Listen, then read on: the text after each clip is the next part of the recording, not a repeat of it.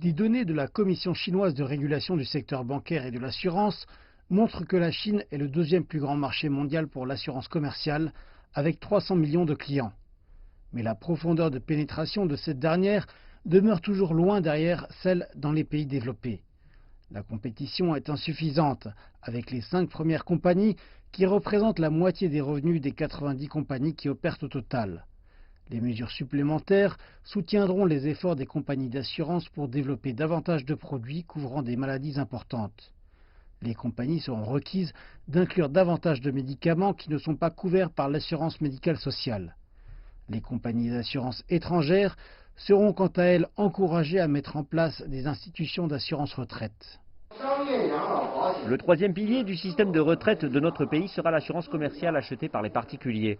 Dans les pays développés, les revenus des comptes d'assurance retraite représentent près de la moitié de la totalité des revenus de l'assurance commerciale personnelle. En tant que partie de ceux-ci, les fonds de pension en représentent 35%. En Chine, les fonds de pension ne représentent que 2,1% des revenus de l'assurance commerciale personnelle. La Chine soutiendra la mise en place de compagnies de gestion des fonds de pension.